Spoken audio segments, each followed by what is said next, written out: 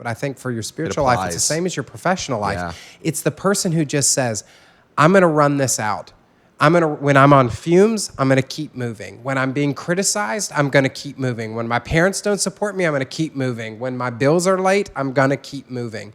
And I've had times where somebody had to step in and pay my rent. And there are times where I thought I wasn't going to make it. And there were times when I was shipwrecked in the media and I thought my career was over many times, sometimes for personal reasons and sometimes for professional reasons. And yet I just made up my mind early on that no matter what came, I was going to keep walking.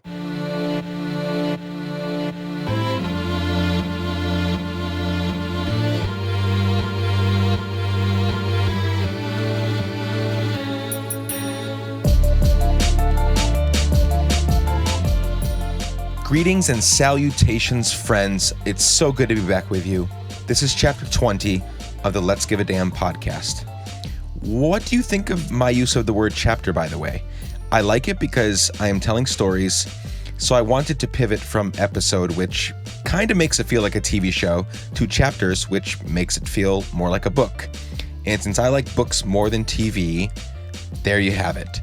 Let me know what you think, though. Hit me up on Twitter, Facebook, Instagram, Nick Lapara, or Let's Give a Damn. Let me know what you think of chapter versus episode. Anyway, welcome back to those of you who have been with us for a while. So good to have you with us, and welcome to the rest of you joining us for the first time. Always exciting to have new additions to the Let's Give a Damn family. Now, before I introduce this week's guest, a word from our sponsor, Scout Books. I want to tell you a bit about my friends at Scout Books in Portland, Oregon, a company that really does give a damn. They make custom pocket notebooks for your brand, business, event, or anything else you might want a sweet notebook for. But what really makes Scout Books unique is that they make all their books with 100% recycled paper, and they run their shop off of renewable energy. Scout Books also sponsors projects that benefit organizations doing good like the ACLU and the National Forest Foundation. They recently launched a book called We the People Are Powerful, a field guide to getting active in local politics, which is a place where individual action can really make a difference. So, if you, the Let's Give a Damn listener, want to make a guide for taking action in your own community, or create a fundraiser giveaway, or just check out some well-made notebooks, Scout Books is offering 15% off anything in their store. Go check out the following links to get 15% off Scout Books. That's scoutbooks.com/give-a-damn. Again, that's scoutbooks.com/give-a-damn to get 15% off anything and everything in their store. Now, back to introducing the show. Now, this week, I am thrilled to share with you a conversation I had with writer, author, journalist, and a little bit of a troublemaker, Jonathan Merritt. Jonathan lives in New York City. We sat down in his living room in Brooklyn and had a wonderful conversation. Jonathan has authored several books. He writes for religious news service, The Atlantic, The Week, and many, many other major publications. I enjoyed this conversation thoroughly because Jonathan is a little bit of a troublemaker, the good kind of troublemaker, as am I. Well, I hope I'm the good kind of troublemaker. And he has become a very bold writer and contributor. I learned a lot about his upbringing, his life, his thoughts on writing, on writers, our current political climate, and how writers and creative people can give a damn. I think you're going to enjoy this conversation a lot. So let's get right into it. I'm Nick Lapara, and this is my conversation with Jonathan Merritt.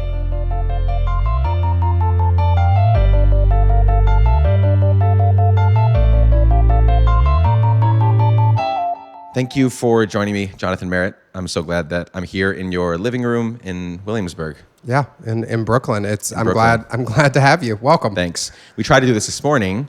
I showed up at the coffee shop, or I don't know if it's just a coffee shop. You can eat there and do whatever else, Urban spot. Rustic. And it was not Urban Rustic anymore because this is Williamsburg, this is Brooklyn, and they're shooting a TV show there. So we switched to this evening. I am here, super excited. So how do you describe what you do and who you are?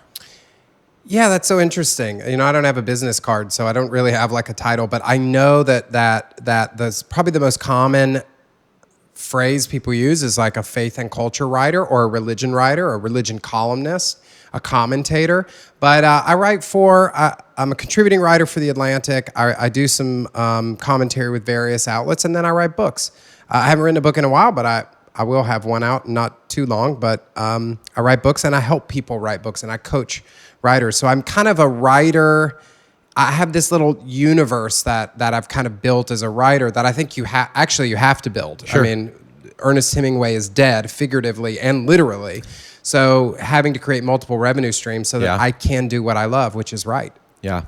Well, we need to talk offline about writing then and coaching, because I have 4 solid book ideas. I'm at that point where it's ready. Like, I'm ready to rock and roll. Mm-hmm. I just don't know do I go with an agent? Do I not? Do I publish it? Do I self-publish? There's so many questions, right? Well, actually, probably there are a few things that we'll talk about in this interview that will resonate with as many listeners as what you just said, because according to the latest data, 70% of Americans say they have a book inside them, and yet 1% of that will actually take it to completion. And I think that's so sad that there are so many people who have this thing in their bones. They've got a story rattling around, and yet they lack the courage or the time or the will or the confidence to get it out. And that's what I love helping people do, is helping people say, I had this thing and I thought I could never give it birth. So you think those people should write them? I do. And I say that as somebody who's kind of played the midwife for a number of years. And I've seen a lot of writers. Now, when you say they, I put a little asterisk next to that. There's some people who don't need to write a book. They need to write a blog post. Sure. There are other people who they don't have a book. Yeah. So for some people, they don't need to write a book. But I would say oftentimes I meet people who have a truly marketable book inside of them, and for whatever reason, they haven't given it birth. And I think that's really sad. I like that. Well, okay. I'm ready. Yeah. Let's do it. Okay, so let's start at the very beginning. I want to get some stuff out, because I can spend hours talking about who I am today and directly point to specific circumstances, people, things in my childhood and in my teen years that made me who I am today. So what is that like for you? Tell me as much or as little about your childhood, your family, your faith, where you grew up, what that environment was like that made you who the Jonathan Merritt that's sitting in the living room with me today. Yeah, that is an ocean of a question, but I'll try to scoop a cup out of it. Yeah, scoop a few ladles out for me. See if this works. The cornerstone of who I am, and this sounds so damn cliche, actually, when you think about it, the cornerstone of who I am really is my faith. Oftentimes, and I don't even know how I would characterize that. I guess broadly Christian. I guess by some definitions, maybe evangelical, but by other people would say there's no way I'm an evangelical. I don't know, but I would say some kind of like transcendent component that was given to me at a really young age. I grew up in a household. My dad was, you can still to this day, if you wake up on Sunday mornings, you can turn on the Trinity Broadcast Network. He preaches nationwide in all 50 states and 122 countries he's broadcasted. He was president of the Southern Baptist Convention, which is the largest Protestant denomination in the U.S. at the time with 16 million members. Prominent religious leader. I grew up really in the inner sanctum of the religious right. Jerry Falwell was a close family friend. He paid for my college education at Liberty. So I really grew up inside the right flank of Christianity in America in the late 1980s and the 1990s. And that really shaped me in a lot of ways. In many ways are positive. There are a lot of people out there that I see on social media, and they're like the people who, they're bitter about the way that they were raised in terms of their religious background. Maybe they were too conservative. They grew up fundamentalist. They're pissed about it. And I can tell you, I bet you if I could pull all of your listeners into this room right now and ask them the name that comes to mind, I could name 2 or 3 people and everybody would say, oh, it's those people. Right. And I hate when I'm compared to those people because I don't think I'm at all like them. I feel profoundly grateful for the way I was raised. Sure. I grew up with an appreciation for the Bible. I grew up with an appreciation for piety and for trying to live in a way that I think would be reflective of the justice and righteousness of God. And I have a really great relationship with my dad. My dad was here last week. We were going to Yankees games and hitting golf balls into the Hudson and having really deep disagreements about theology. And yet we've got a fantastic relationship. People are often surprised about that. So I love evangelicalism. I love American Christianity. And I think it's out of that love that I've become, in some ways, a critic of the movement. And I can critique it because I love it. I can critique it because it's sort of like the Oracle of Delphi. I know what of I speak. I've been steeped in this. And I know the ins and outs. And so I try to speak truth in love. There are some people out there that if ever you criticize the bride, they're upset about that. But I think, you can call out the ways in which the makeup is smeared and the dress is tattered and still say, but yet this is the bride of Christ, whatever that means. And there's a respect for it. So faith has been a huge part of that. I think personally, there have been some personal dynamics that have shaped who I am. I've always been adventurous. Okay. I think having a sexual orientation that doesn't conform to the kind of the norm in the Christian church has been interesting, and that's been a journey. It's been a journey that is somewhat unfolded publicly. Some has been written about that. Much of it has been true, particularly the things that I have written about it have been true. And so, in a lot of ways, I think I've always been both a part of the Christian movement and then kind of like on the inside edge, almost an outsider, but not. Just because I don't feel like I conform. I don't politically conform. I don't feel like I theologically conform. I have a hard time fitting into a box. And then in terms of who I am as a person, it just has never really conformed. And so feeling like I'm an insider and an outsider at the same time has been something that's really marked not just my life, but I would say also my professional career. Let's go back to something you said about your dad, your dad being here for, the weekend or week and hitting golf balls and all that, all the while having profound disagreements on big issues. How do you do that? Because I know there's people listening. I have had to, I'm 33. I have a fantastic relationship with my dad. Sometimes because we have just chosen to we're not going near that topic or issue. We've learned how to navigate that, and not perfectly. But how do you do that? How do you maintain a great relationship with someone because a lot of people just say, like, fuck it, like, I'm done. Half my friends don't talk to their parents or their siblings because of things like this. I mean, every day. Just yesterday, I heard somebody that said, I haven't spoken to my brother in 3 years. And it's about political disagreements. And so, yeah, what counsel could you give just generally? What do you do, and do you think it's healthy? I would say the first is, to tie into really what you feel called to do, even in this podcast, you have to decide that you really give a damn. Mm-hmm. And most people in their relationships with their parents, they know it, but they do not name it. And that is so important to look each other in the eyes and say, I disagree with you on a lot. In fact, some things I think you are dead dong wrong about these things. But I want you to know that I'm committed to walking this out. And there is nothing you will ever do that can sever this relationship, this bond between us. And if ever we identify anything that threatens that, let's speak about that. Let's call that out of the shadows so there's not this weird thing between us. So we're intentional about stewarding our relationship. We joke about it. We talk about it. We're aware of those dynamics. And they're always something that's named. They're a part of the conversation. That's important. And I think the other thing is practice. We practice debate and disagreement and discussion, and we always make sure that one of us after that comes back around. I mean, I was having a Twitter debate with my dad, and I remember I was getting real high on on the horse, and I just said, don't you lecture me about X, Y, and Z because A, B, C. And he said, okay, well, I'll let that be the final word on this. And then he wrote back, well, no, that's not the final word. The final word is, I love you. And I was able to say, hey, I love you too. You're always, my dad, and you'll always be that. And no matter what we disagree on, we'll always be there for each other. So being able to kind of like really duke it out. And I mean, there are times where our voices, we could shatter a window. Oh, yeah. And yet after that, wrap your arms around each other, go watch a college football game and be done with it. That has been really important. But like that truly, not shoving stuff under the rug, but actually like really, that's not as important as this bond that we have. That's right. Yeah. And that has taken for us years. There was a time we had a disagreement when I was a senior in high school. I didn't talk to him for 3 months. I didn't say a word to him for 3 months. Lived in the same house? Lived in the same house. And he and my dad, if he were here, he would tell you he thought our relationship was over, that bridge was burnt. And it has been even before that. Now that was in 1999, right? So we're talking 18 years ago. We've been walking this out in various ways for almost 2 decades, and we're still learning things.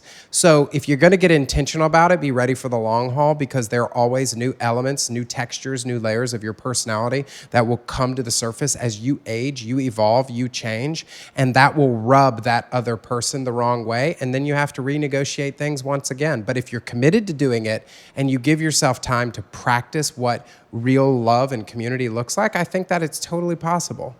I mean, we're proof that it's possible, I think. Yeah, super helpful. Let's. I want to talk about what you do for a living. You know, your job as a writer, as a communicator. Would you say you also like journalist, reporter? Like some of it's in there, right? Like some of it is reporting. I would say the majority. You know, and this is the thing. One thing that makes me mad is when people will say, well, you know, I can't believe you were so biased on this issue because you're a journalist. And I always say, I'm actually a commentator and I'm paid to have a bias. Sure. So there are reporters who are paid not to have a bias. They just report. I write mostly opinion and analysis. I don't do a lot of reporting. On very rare occasion, I will. But I've been so vocal about so many issues. I've published now maybe, say, 3,000, 3,500 pieces. I'm pretty much on the record about almost everything. So at this point, to just report about something as if I have no opinion about it would be really difficult. So I am a journalist, I'm a commentator, I'm an opinion columnist, but I tend to not do a lot of reporting. So we're in this like super extremely volatile news environment, right? Mm-hmm. Just check the Twitters. That's an understatement. Watch 5 minutes of a White House press briefing with, you know, Spicer or Huckabee or whatever, and you'll just see like, whoa, this is not okay. This is tense. I guess what I want to ask is like, how do you decide what to? Because this is you. This is your life. This is what you give a damn about. You just said you've written 35. Like that's insane. That's an insane amount of content you've put out expressing what matters to you, the kinds of opinions you have. How do you decide how to do that? What to write about? How bold you want to be on certain issues? Like what's that process for you? Because I think that process that you're going to communicate will help anybody, whether they're a columnist, an opinion commentator. Like just your process is going to help us learn how we figure out what we not only give a damn about, but then how do we communicate that to those around us, however big or small our platform or sphere of influence is. Yeah, I'll tell you a couple of things, because the first thing is whenever a writer comes to me and says, I think I have a book idea, what do you think? Do you think this is a good book idea? I always tell people I'm looking for the 2 yeses, which is the answer to 2 questions. First, should this be written? And second, are you the person to write it? So should this be written? Maybe there's an article on what it means to be a 21st century woman that needs to be written. I'm just not the person to write that, right? I don't have any experience in that. I don't have any insider knowledge about it. I don't have anything fresh to say. And the second is are you the person to write it? Not are you the only person to write it, or are you the number 1 best person to write it?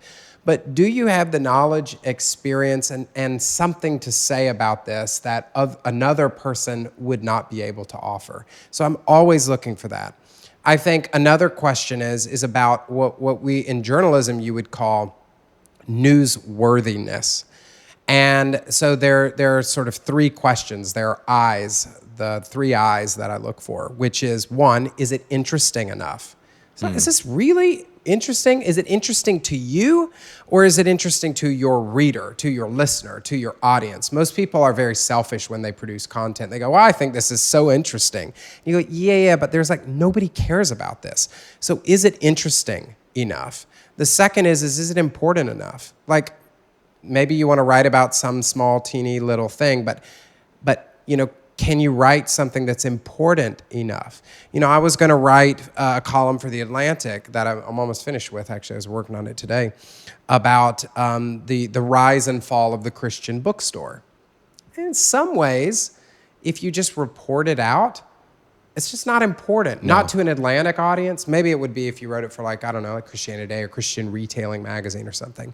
But if you take it a step further and you get to the implications of the information, which is, could this be good news for Christians? To have the Christian bookstore goes under, now Christian ideas have to compete alongside secular ideals. Why does that matter? How will that strengthen the Christian witness? How will that strengthen Christian thinkers? Now you're onto something. Now you're into an interesting conversation. So tweaking it to make sure it's not just interesting, but it is important. And then the third one is it innovative?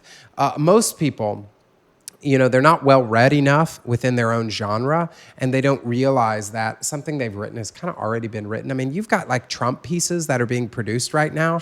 That they're so well trod. They're so tired, that it's like, okay, I get it. I get the piece about how the religious right actually brought about the moral depravity that 81%, they were fighting. Yes, right. So and a friend the other day said, I heard that 81% of evangelical, you want to write a piece on that? It's like, wait, you heard that now? It's not innovative. It's not fresh.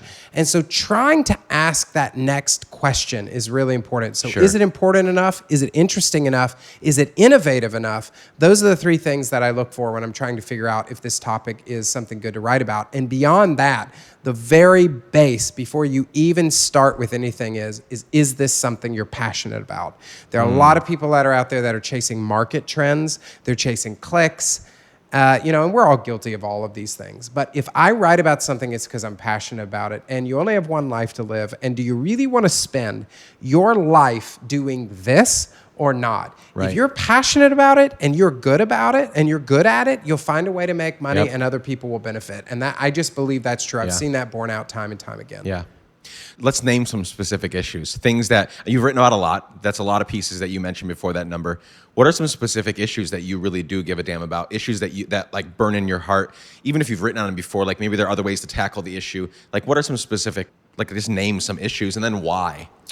Yeah, I would say a couple of things. Broadly speaking, I would say religion matters, faith matters. There's been a shift, particularly in journalism, that happened, 10, 20 years ago, where people were firing all their religion reporters because they thought, the politics guy can cover religion. But actually, almost everything in American life is religious or has a religious component to it. It has a faith angle to it. It's true. And most people don't realize that. And so I want to show people how religion is not just a thing in and of itself, but it's something that touches everything else. It seeps out into society. And America is a profoundly religious society. And so I want to show people that. That maybe I would say is almost the assumption. But then what I feel really, really passionate about is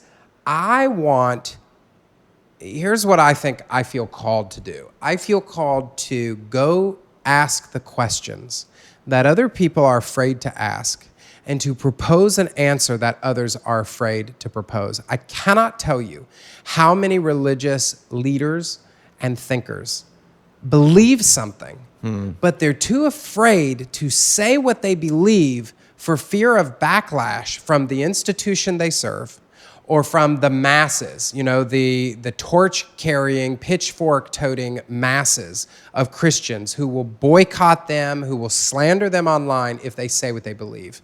And what I've been able to do is to build a certain level of autonomy, creating multiple revenue streams as a writer, for example, to create a certain level of autonomy where I can go out there and I can say things, and people write me all the time, and they say, you said the thing that I wish I could say, but I'm not able to say it because of X, Y, and Z.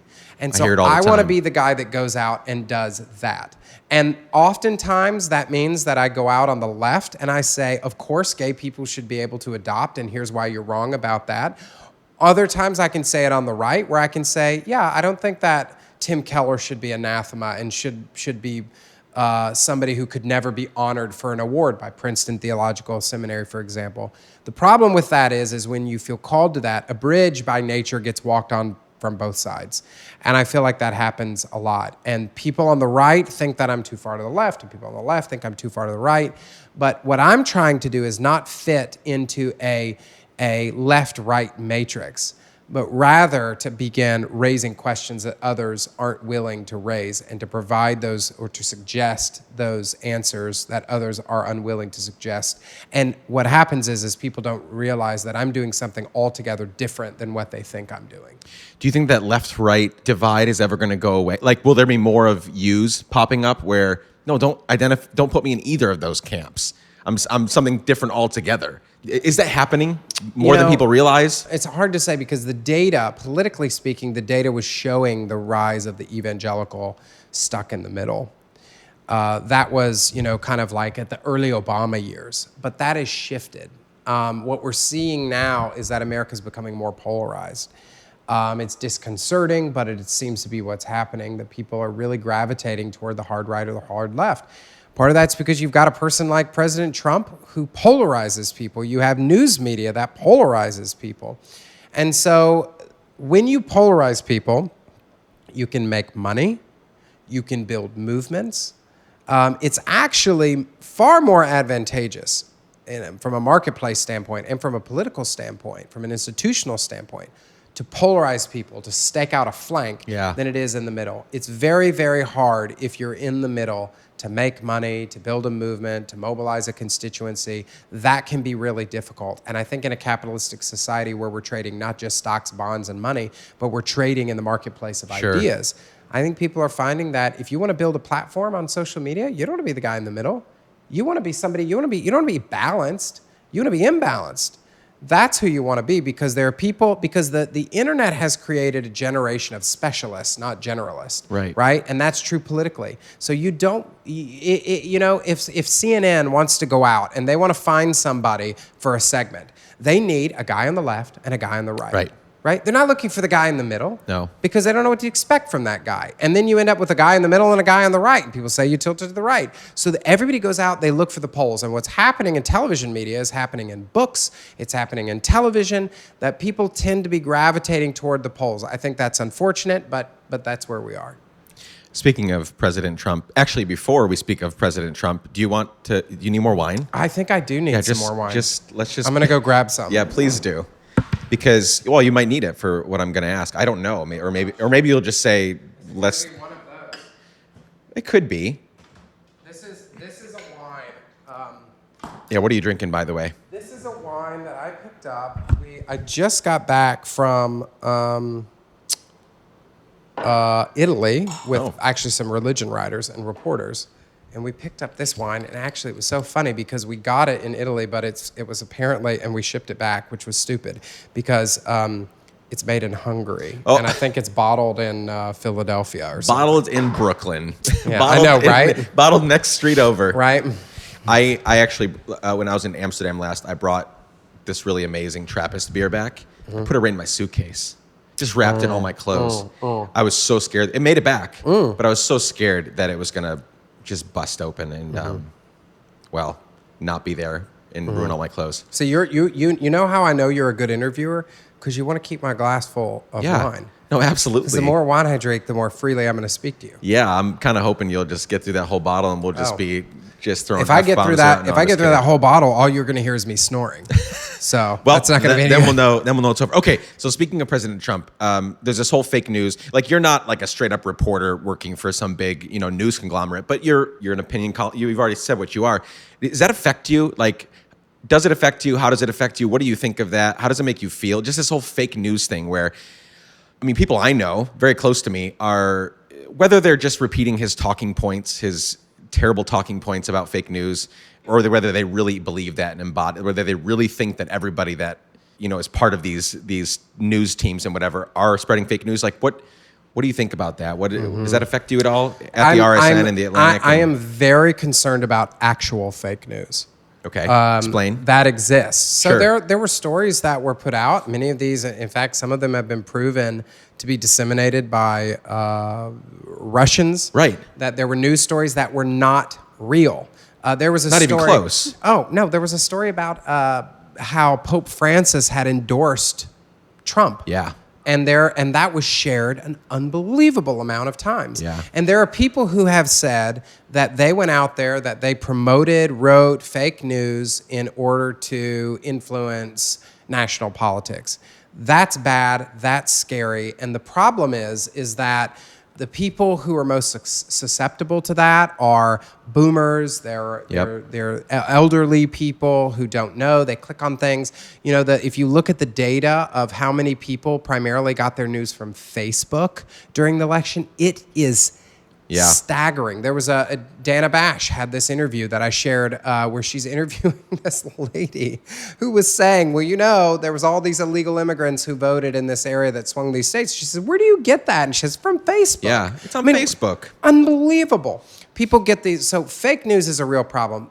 The problem that's even, I would say, greater than that is that now you have an effort to call mainstream media outlets fake news.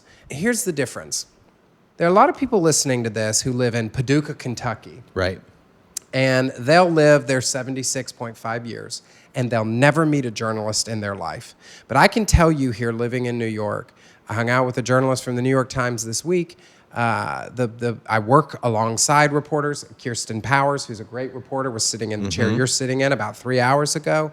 These people... Don't tell me that. We should have had her on the show. I should have knocked early. No, go. But... if you met these people, you know what you would find? They're just like your neighbors. They're just like your friends. They're out there trying to do a good job. Many of them have beliefs that fall to the left or fall to the right, but they're really trying to carry forth the banner of truth, to shape their stories with the facts. Some of them, yes, some of them are not particularly happy about what's happening in culture or in Washington right now, but they're trying to do good jobs.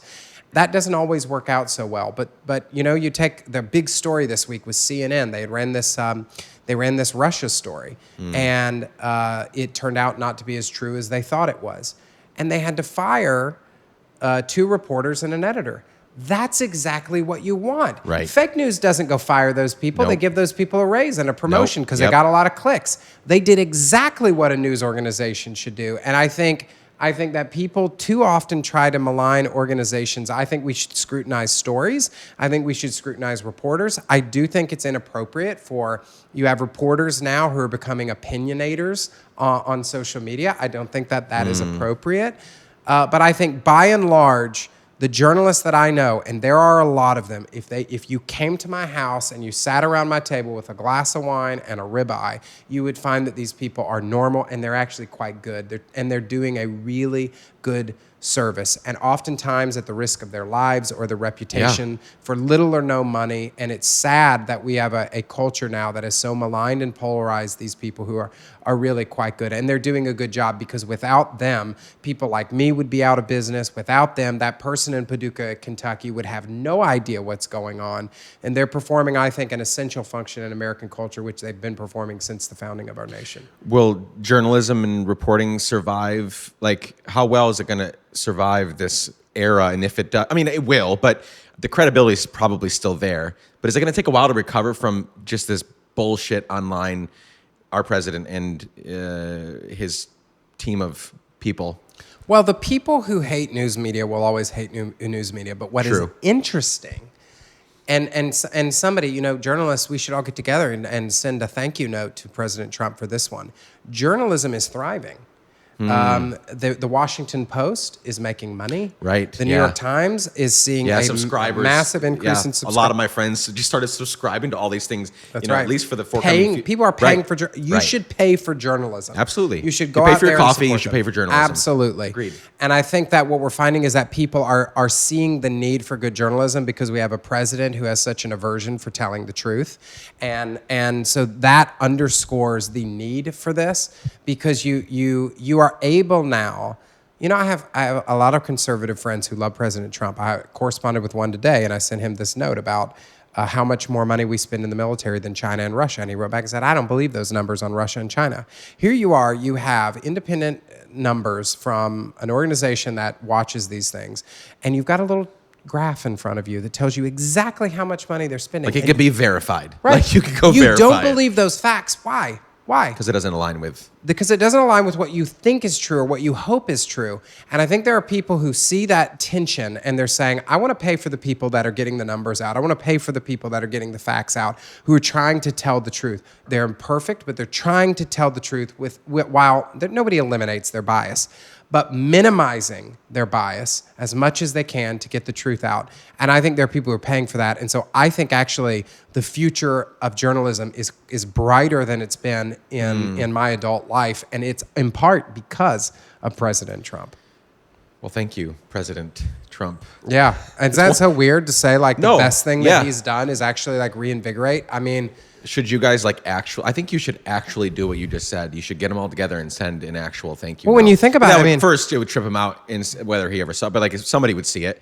And you're right. It's very true. People that once stood in the shadows, who just just showed up to work and did their job and did it well, are now, like, I'm seeing a lot of these people that are full of integrity and good at what they do, not without mistakes, but they're good at what they do. They're now like social media superstars. Like I've seen their numbers double and triple over this last year because they have much more credibility with all of us that didn't, with many of us that didn't vote in that direction, Yeah. I mean, look, journalism is going to have to evolve. What you were having maybe a decade ago is you had all these little like fly-by-night websites that were popping up that were trying to do business the way the New York Times does business. It's not going to work. They're going to have to stay nimble for the digital age, but there still is a place for kind of gumshoe reporting, people who are embedded inside the Beltway, who have great contacts in the White House, who are finding out things we would not otherwise know at the very risk of their own jobs, lives, credibility, imprisonment even. That's something that's being threatened now. Freedom of the press is something that often feels at risk with the threats that are made from this administration. And, by the way, from the Obama administration, who was terrible when it came to freedom of the press. So those people will perform functions, but I think you're going to see a stratification of the types of things that you're seeing from journalism, where you'll have a few people at the top, the Washington Posts and the New York Times and those kind of like traditional media outlets. And then you're going to have those folks at the bottom. And I'm not meaning that in the hierarchy, but I mean that are more nimble. They're hiring the smaller staffs. They're more freelancers, and they're doing some of the different work that's out there. And even you've got folks like BuzzFeed who kind of operate in the middle. BuzzFeed News. BuzzFeed is different from BuzzFeed News. But BuzzFeed News, I know a lot of people here who edit and write for BuzzFeed News, and they do really great work, and you'd be shocked by it. They're not all doing GIFs of cats hanging from trees. Right. They're actually breaking a lot of stories and doing good news. And some of their people, Andrew Krasinski was the guy who found out the identity of the guy who created the GIF that President Trump did with the CNN head. They found it on Reddit. That guy was at BuzzFeed News. Now he's at CNN. McKay Coppins, who was at BuzzFeed, is now at The Atlantic with me. These people are great reporters. They're credible reporters, really good at what they do. There's a lot of people out there doing great work.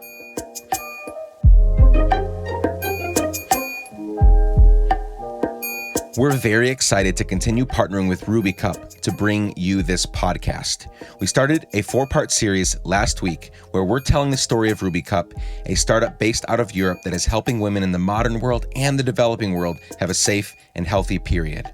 You may be asking, why in the hell would you have a menstruation cup company sponsor your show? You check out their website and you listen to Julie share their story and you'll know exactly why. Last week, Julie, one of the co-founders, introduced the company to us. This week, I asked Julie this question: how important is the work that Ruby Cup does? Here is her answer. At any point in time, you have around 800 million people bleeding or menstruating. And millions of those people, while they're bleeding or menstruating, they do not have access to products. To safe products to use to manage their periods with. At the same time, menstruation is surrounded with a lot of stigma and a lot of shame. So it's kind of a conversation about proper information about menstruation and access to products is limited, and it's a conversation that's been silenced. So what we try to do is, number one, give access to a safe and sustainable product. And then number two, also give adequate information and sound education on periods so people know how to manage them in a healthy way. Thank you so much, Julie. I love what you're doing. Everyone listening either has a period or knows someone who has a period. So go check out their website at rubycup.com and buy from them and support them by spreading this on social media. Now, back to my conversation with the one, the only, Jonathan Merritt.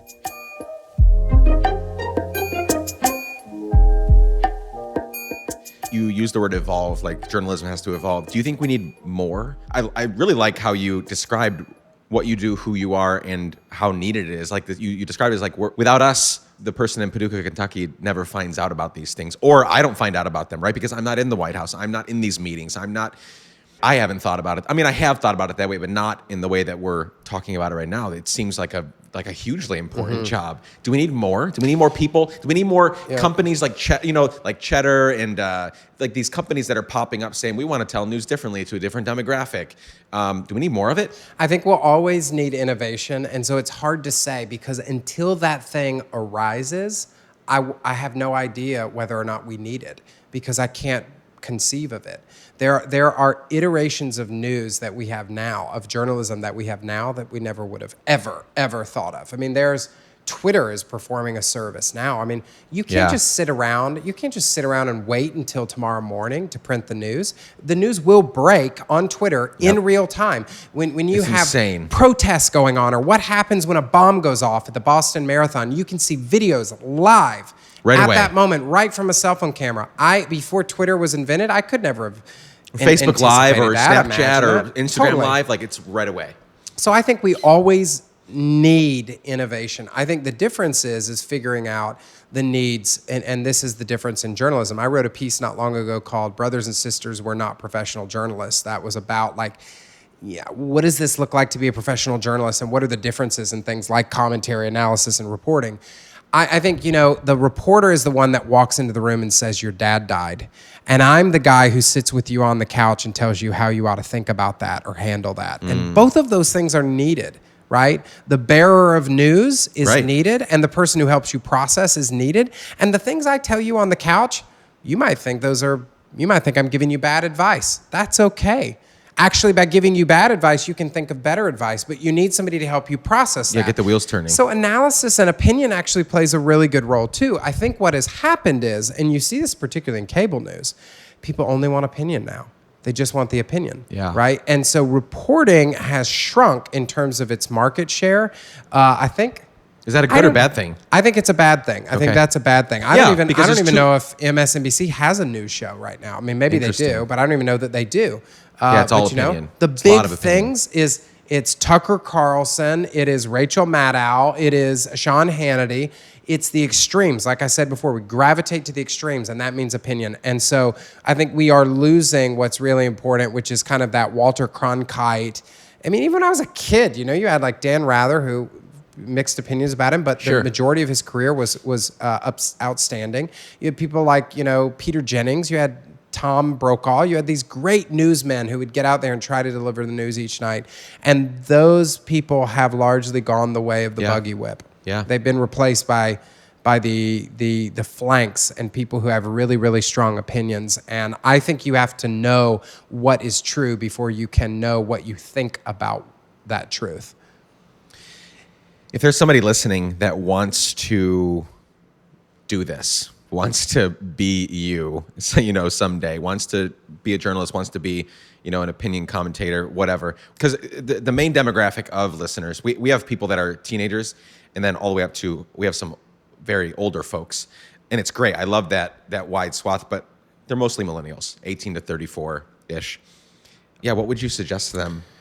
Well, I'm gonna start. I'm gonna tell you a story because I think that's, if you're a storyteller, I'd like to tell a story. Yeah. So I graduated from college in 2004 with a degree in biology and chemistry. I went to work for a Fortune 500 chemical company working on cleaning products, like house cleaning products, as kind of a consultant customer service guy. And I worked there for a number of months, and then I felt this moment of calling where there's almost a stirring inside me that seemed to say to me, to articulate, you're gonna write. And I thought that was the weirdest thing, but I believed it. And I quit my job. I was applying to medical school at the time, and I withdrew all my applications, and I decided I'm gonna be a writer. And for 3 years, I had 4 book manuscripts that were rejected by every publisher in the industry. I pitched articles that were rejected by everybody from October 2004 until May of 2007. Nothing. I worked at a cell phone store. I ended up starting graduate school in religion because I knew I wanted to be a religion writer, and nothing. How long ago? What years are we talking This about? was 2004 when I really felt kind of called to this work. yeah. 2007. So right at now, my 10-year anniversary of being a writer. That's sort of scary. Congrats. It makes me feel old. Thank you. But I will tell you, I was started out as somebody who had no experience. I didn't even take I took one English class in college. It was Civil War literature. It was an elective. Yeah, I was going to ask, did you write No, before? None. Yeah. Zero. Okay. Zero. No papers. It's funny looking back at it, though. I always loved writing, and people would always get me to help them write their papers. And I should have seen something there, but I thought I want to be a doctor, and I don't know why. Maybe just to make money or to be respected or something. But I can tell you, if a guy who has no experience, no platform, no education around this can do it, anybody can do it. Anybody can do it. And I always tell people, I'm not actually a particularly good writer, but I will outwork anybody else. And That's important. so if you can get out there and you can really work hard at it, you can do it. Now, here's something that I learned that will be really helpful to people. What I did was, I always say, start small. People get out there and they think that overnight they need to be like Anderson Cooper or something. Sure. And I'll tell you, like I said, 2004, so I'm 13 years from that moment of calling. 13 years, and I've always wanted to write for the Atlantic, and I get to write columns for the Atlantic, but that didn't even happen until I moved to New York, so maybe 3 years ago. So we're looking at like over a decade into it. So it was a long slog, but I will tell you, starting small is the best thing you can do. What I decided to do was to contact mostly Christian magazines and say, hey, what is it that other people don't want to do? You want a book reviewer that you're going to pay $30 to read a 400-page book and write a 100-word review on? I want that job. You want somebody to review films? I want that job. I wrote for Disciples World magazine. It's defunct now. It was for Disciples of Christ, a denomination. And I would cover mission trips that some rando church in like California was doing. And I would go out there and beat the bushes and write these news stories. And over time, I earned the trust of these editors. And I was writing short form pieces and news pieces and longer pieces and feature stories. And then before you know it, I'm writing cover stories. And then I'm not just writing for Christian magazines, I'm writing for general market publications. And now I'm a columnist who writes for The Atlantic. I'm writing a piece for The Week. I've written this USA Today, The Daily Beast, massive, America's biggest, most prominent publications. But it wasn't something that happened overnight. I started small. I was willing to, at one time, when I first started publishing pieces, I was taking a full load in a master's program.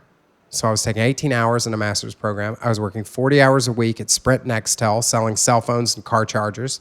And then I would get home, burn out and tired, study a little bit, and about 10:30 at night, I'd start writing. And I'd write till about 12:30, 1 o'clock in the morning, go to sleep, wake up at 8, start again. And that's what I did for year after year after year. And it was a long, long time before anybody handed me a contract for a book. It was a long time before I could quit my job and write full time. But I feel like if you really feel called to this, you absolutely can do it. But buckle your seatbelt. Be willing to do it for little or no money for an undetermined amount of time. And eventually, if you work hard enough, you will outlast everybody else. Because the people who are trying to do what I was doing when I started to do it, I don't know where any of those people are today. Yeah, they're probably working a 40-hour job that they potentially hate. Probably hate. That's right. That's the advice you just gave is good for anything and everyone, really. I think people that are our age and below, there's a lot of desire to give a damn and to change the world and to do just something important, that thing that's burning in our hearts, and we give up too quickly. 3 months in, it doesn't work out. 5 months in, 6 months in, it doesn't work out, and so we settle for a job at Target, or in many cases in the church, or in the, yes, because that's where a lot of the rejects go. I hate to say that, but it's true. No, it is. I have a lot of friends that are not that, and I have some friends that are. That is totally true. And so patience. I heard patience over and over again in what you were saying. Just patience. Stick with it. And if you said it, outwork the other people. If you outwork them, then when the time comes for that book to be written, for that job to be done, for that piece to be written, for whatever it is, they're going to pick you. You're going to get picked, whether that's just, I'm not saying a particular person, but the world, like the universe, whatever. You're going to get picked to do that because you stuck with it and worked hard. And the other guy gave up at mile 2, and you're at mile, whatever a marathon is, 26.2. Right. 3, okay. That's good. You're like at mile 26, and the other guy gave up at. That's right. I have Eugene Peterson on the brain because I said I did an interview with Eugene Peterson this morning, and I'm still trying to wrap my mind around it. But he has a phrase, and I feel like it's so apropos. He talks about a long obedience in the same direction, and I think I cannot tell you how many times I've written something and I took a risk on it. And I hear this phrase online. Oh, Jonathan, that people tweet, Jonathan's finally jumped the shark. And even to this day, I panic. And I think, oh my God, my career's over. I can't believe I put myself that way. And yet, I just keep doing it. I keep adhering to that long obedience. I do feel called to this work.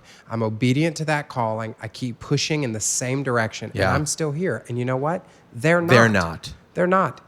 And I think that for most people, if they will take that kind of Eugene Peterson approach. What's right? that quote again, or that what I don't know if you generalize it or if it's yeah, verbatim. no, it's actually I believe it's, if I'm not mistaken, it's a title of one of his books. Okay. And I have it somewhere around here. I love you. A long obedience in the same direction, and that's sort of his metaphor for the Christian life. But I think for your spiritual life, it's the same as your professional life. Yeah. It's the person who just says, "I'm going to run this out. When I'm on fumes, I'm going to keep moving. When I'm being criticized, I'm going to keep moving. When my parents don't support me, I'm going to keep moving. When my bills are late, I'm going to keep moving."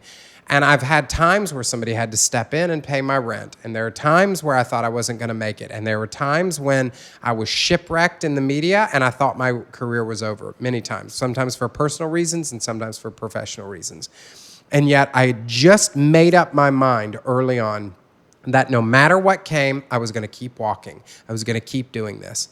And I can tell you that is the most, I don't care if you sell insurance or if you write novels. The number one thing, as I've walked this out, that's the number one thing that determines whether somebody will be successful in what they're doing or not. It's fantastic advice. Really. Well, I hope so. Casey Neistat has a video called Do What You Can't. Mm-hmm. And that's what it's all about. Mm-hmm. Is like, nobody gave us permission to do this. Nobody's telling us. In fact, the more people telling us not to do it because it doesn't make sense, or that's stupid, or you haven't been successful thus far, or who would want to read that or watch that or hear that?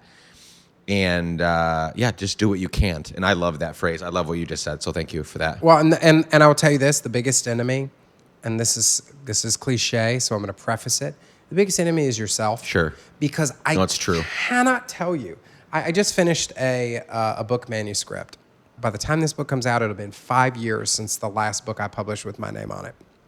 And I think, I can't do it anymore. I don't have anything to say. And I'll tell you, this is in the words of Anne Lamott, this is a shitty first draft. It is brutal.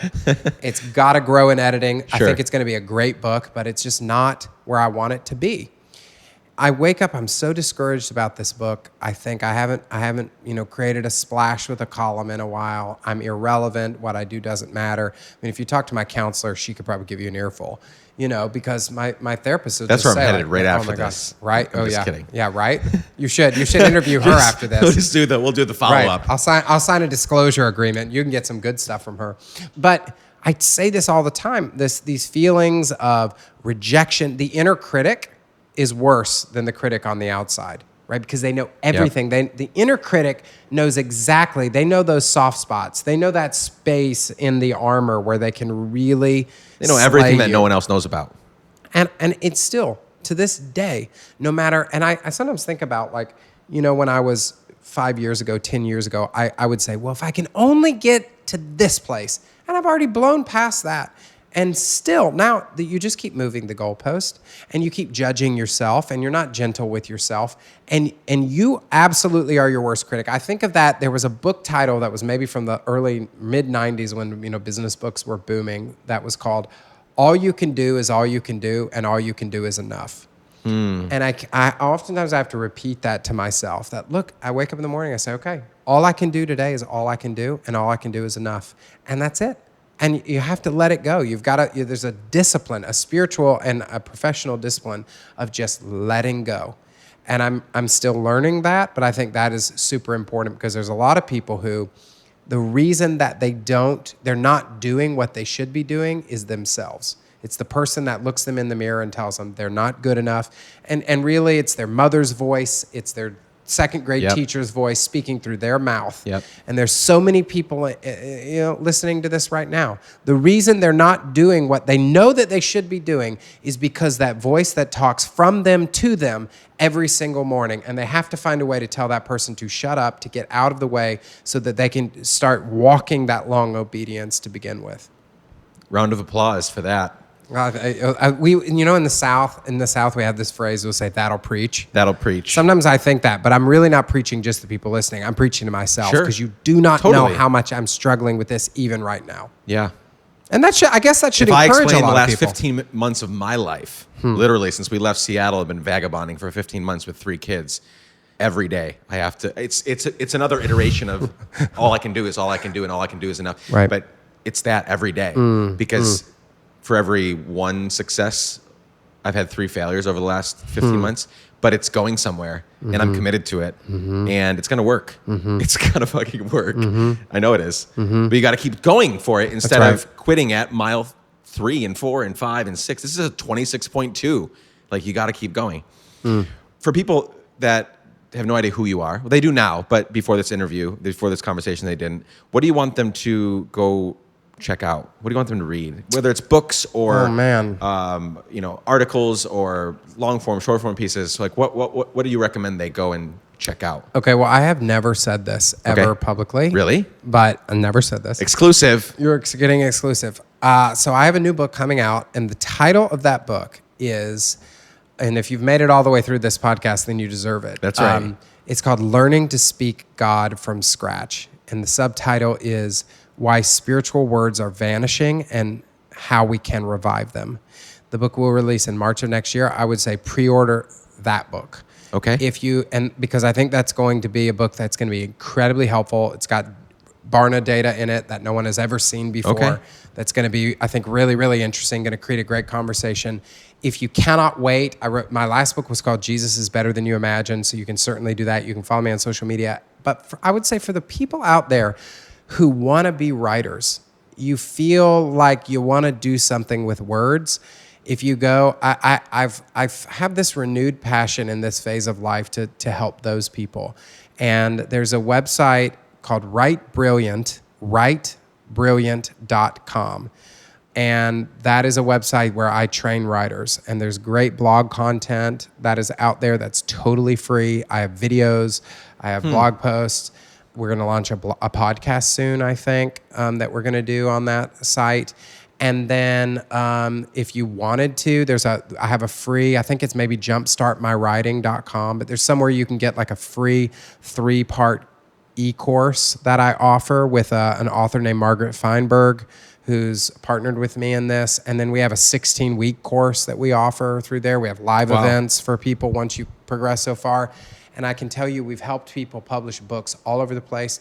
We have a girl who just signed a memoir with Penguin, who published an incredibly moving column in the New York Times last year. It was one of their #1 pieces last year about getting stage 4 cancer. That's just gut-wrenching, riveting, and gorgeous and beautiful.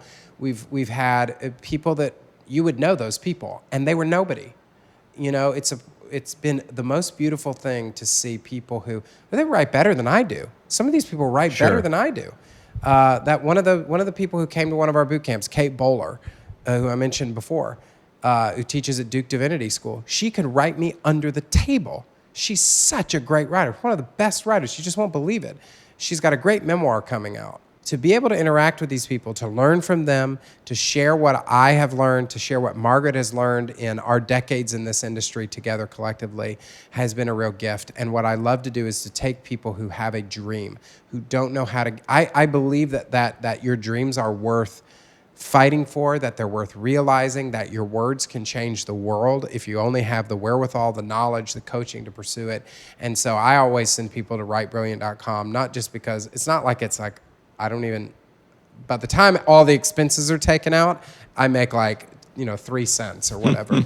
But I just love to help people in that way because I want to help people like me. I cannot tell you how much discouragement I fought all along the way. And for somebody who said, I can get you there, I'm gonna walk with you, I'm gonna give you a community. I wish I would have had that when I was starting out. And so that's one of the things I want to gift to people, to give to people. And that's one of the things I'm really excited about. That's amazing. For those listening, I'll get all those URLs, all that information, put it in the show notes so that you don't have to remember. When is the book available for pre-order? Is it already? No, it is technically available already on Amazon. Okay. And actually, if you order it right now, it's marked in a trade paperback for like dirt cheap. So now's a good time to get it. But if you tweet about it, I won't retweet you because I'm not sharing anything about this book. No, people have to listen to this. You have to be able to do it. And actually, I'm doing 10 of these podcast conversations over the next 4 days, like yesterday, and then DC, Philly, Baltimore. There's a lot coming, but we're going to do this one this coming Tuesday, which is the next release. So we'll do this one right away. So our talk will be out this coming Tuesday so that people can get that if they want it before. Yeah. So we'll do this one first out of all the 10. Fantastic. I think it'll be super helpful for people. So I always ask this question, and it's my favorite because people get tripped up and they don't know what to say usually. Maybe you'll know what to say. Hypothetical question. We're going to end with a hypothetical. Someday, for some odd reason, when you die, I'm going to give your eulogy. Hopefully it's along many years from now. But I'm going to, family, friends, people that loved your writing, all the people that you influenced with your writing, and they're going to be there.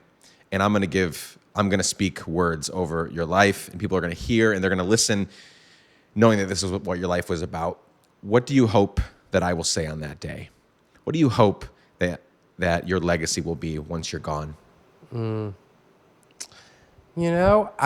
I'm just shooting from the hip. Sure. It's funny you asked this because I asked Eugene Peterson the same question. Okay. He had a much better answer than I have. But just copy him then. I'll never know. I think the number one thing that people question about me is my motivation. And you get that a lot these days. People will say, "Oh, here's Jonathan again, just posting clickbait," and it's like, do you even know what clickbait is? Like, you would not believe. Last night, this morning, either last night or this morning, I was meeting with a friend. They were not saying it in an accusatory way. They asked me, because I had said that, the conversation, they had asked, doesn't he post a lot of like clickbaity stuff? They literally asked that this morning or last night, one of the two. Within the last 18 hours, somebody said that same exact thing to me. I mean, maybe I have... And I did not affirm it. Right. But I'm just telling you. Maybe I have really good headline writers, but the writer typically doesn't write the headline. But here's the thing, and I say the number one thing you can establish with an audience is trust. I always deliver. If I say something in the headline, and if somebody says it, that you're gonna get that. Now, you may think that I'm trying to poke the bear. Fine. I think one of the marks of my writing is I try to be provocative. I feel that's my personality. I feel like that's what I've been called to. I think that's what it means to raise questions others are afraid to raise. And so I am sometimes poking the bear why are you going there? Why are you always picking on the hot button issues? That's what I feel called to do. If you don't feel called to do that, fine. You don't have to do that. That's what I feel called to do. That's what I'm doing. People call that clickbait. That's not actually what clickbait is. Clickbait is like this video clip of this 8-year-old will make you throw up, and then you watch it and you don't throw up. This man has a third arm, and it's about... Yeah. There was oh my gosh, President Obama was decapitated at the White House today, and it's just really like the photographer cut his head off. Yes. So that's clickbait. I'm not tricking people. And it pisses me off when people say that because it questions my motivation as a writer. And that's not my motivation. What I really would like people to say is that this was somebody who always tried to do what he thought was right. He always tried to champion what he thought was right. He was always really following his calling, and he messed up a lot. He was totally imperfect, but his motives were not misaligned. They were not nefarious. And I really would hope people would say that. That's good. That's a good legacy because many people cannot say that. Yeah, I think that's true. I mean, a lot of people out there, I'm not trying, listen, I can tell you this, and think about what I said. We'll go full circle. Here I was, born, the son of a religious leader who has a mega church to this day. I used to be a teaching pastor there. If I really wanted to build a platform and to line my pockets with you're money, in the wrong business, dude. I did it the wrong way. Yeah. It would have been much easier if I would have towed the line, played to the right, watched my P's and Q's, moved home, married a woman, had 3 kids, preached those messages that were 3 points, all alliterated, parroted the talking points, stuck to the conservative theology. People always say this, and it just shows you how ignorant some Christians are. Christians will say, for example, I remember I wrote this article about Jen Hatmaker, who affirmed LGBT marriage, and said she supported it. And people said, oh yeah, it's real easy to please culture. What is culture? It's not monolithic. There's also a Christian culture, and that Christian culture can make you rich. And what she did was she lost a lot of readers, she lost a lot of money, she lost a lot of speaking events. She wasn't lining her pockets. What she could have done is play to her subculture. I could have done that. I didn't do that, and I hope people will recognize that one day. Yeah. Thank you so much for joining me today. I think people will learn a lot. I think you said a lot of things that will make people think, and I'm glad we did this. Yeah. I'm glad we made it work, even though the Tick, the TV show, tried to make it not work. But yeah, thank you so much for joining us. And hopefully when this book comes out, we can do this again, because I would love to talk about it some more. Yeah. So thanks for doing it. My pleasure. Thank you.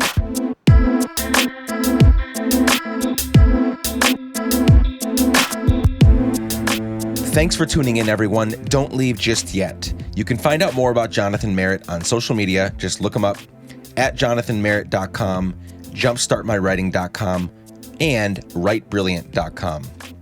If you liked our conversation and enjoyed it, make sure to go let him know on Twitter. I know it's a huge ask, but it would help us a ton if you would subscribe to the show wherever you get your podcasts and leave a review for us on Apple Podcasts. Helps us get into the ears and lives of many more listeners. Last week, I started highlighting some reviews left on Apple Podcasts, and I want to continue doing that today. Today's review is from CMW71. I don't know who you are, but that is quite the username. Here's the review. In a day where apathy and passivity seem to reign, this podcast is like a breath of fresh air. Thank you so much for your generous review, CMW71. And if you want yours to be read on the podcast and you want yours to have a chance to be read on the podcast, go leave a review.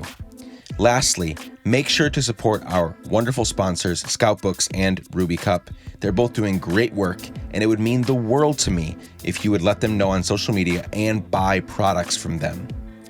That's it for this week, friends. Tune in next week for a very special episode with 3 incredible humans from the great city of Baltimore. Love you all. Bye for now.